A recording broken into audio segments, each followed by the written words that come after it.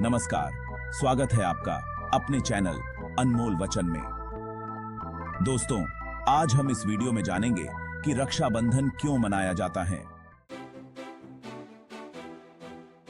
दोस्तों, आपसे अनुरोध है कि नए अनमोल वचनों को सबसे पहले सुनने के लिए अभी चैनल को कर लीजिए सब्सक्राइब और वीडियो को कर दीजिए लाइक, जिससे कि नई वीडियो का संदेश आपको मिल जाए बिल्कुल फ्री।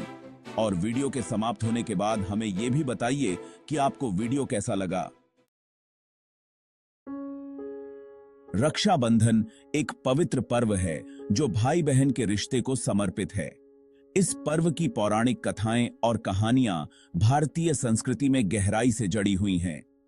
इन कथाओं में देवताओं, राजाओं और आम जनों के बीच के रिश्तों की कई कहानियां शामिल हैं। यहां हम रक्षाबंधन को मनाने के पीछे क्या कारण हैं, उन्हें विस्तृत पौराणिक कथा के माध्यम से जानने की कोशिश करेंगे। रक्षाबंधन की पौराणिक कथा। प्रारंभिक समय। प्राचीन काल में देवताओं और दानवों के बीच निरंतर युद्ध होते रहते थे। एक बार देवताओं और दानवों के बीच भयंकर युद्ध छिड़ गया। इस युद्ध में देवता हार रहे थे। उनकी हार निश्चित थी और वे परेशान होकर अपनी रक्षा के लिए भगवान विष्णु के पास पहुंचे। इंद्राणी की चिंता। देवराज इंद्र की पत्नी शची, जिसे इंद्राणी भी कहा जाता है, को अपने पति की सुरक्षा की चिंता सताने लगी। उन्होंने भगवान विष्णु से प्रार्थना की और अपने पति को दानवों से बचाने की याचना की। विष्णु भगवान ने उन्हें एक पवित्र धागा दिया और बताया कि इसे अपने पति की कलाई पर बांध दो, यह धागा उनकी रक्षा करेगा। पवित्र धागे का महत्व। भगवान विष्णु द्वारा दिया गया वह धागा मात्र एक साधारण धागा नहीं था, बल्कि उसमें अद्भुत शक्तियां समाहित थीं।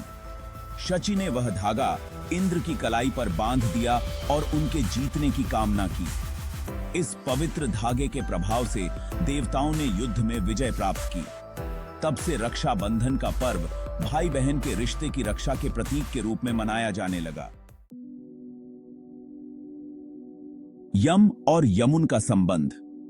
एक और पौराणिक कथा यम और यमुन के बीच के रिश्ते को दर्शाती है।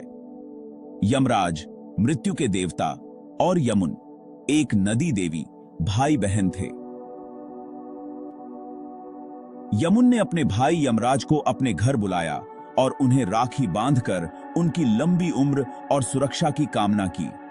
यमराज ने यमुन को वचन दिया कि जो भाई बहन इस दिन एक दूसरे के प्रति प्रेम और रक्षा का वचन देंगे, वे लंबे समय तक जीवित रहेंगे और उनका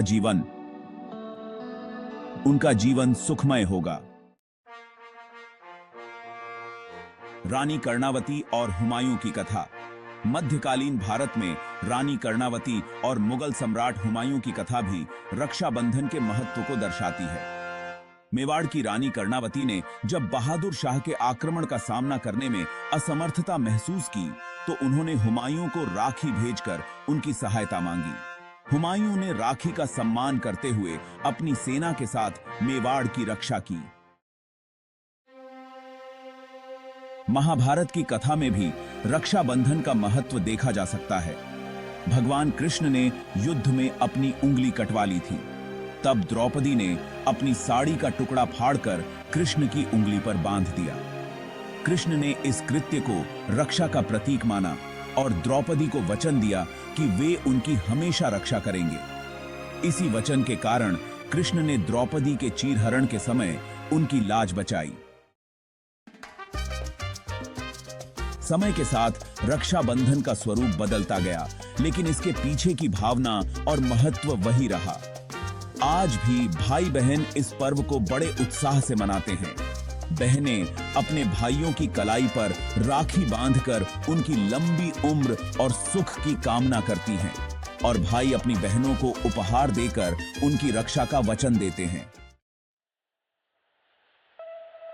रक्षाबंधन केवल एक त्योहार नहीं है, बल्कि यह हमारे रिश्तों की गहराई और प्रेम को दर्शाने वाला पर्व है। यह हमें हमारे पारिवारिक संबंधों की महत्ता और उनके प्रति हमारे कर्तव्यों की याद दिलाता है। पौराणिक कथाओं से लेकर आज के आधुनिक समय तक रक्षाबंधन का पर्व हमारे जीवन में विशेष स्थान रखता है। दोस्तों, जल्द मुलाकात होगी अगले नए अनमोल वचन के साथ। तब तक आप इन अनमोल वचनों का आनंद लीजिए और अपना ध्यान रखिए। स्वस्थ रहिए।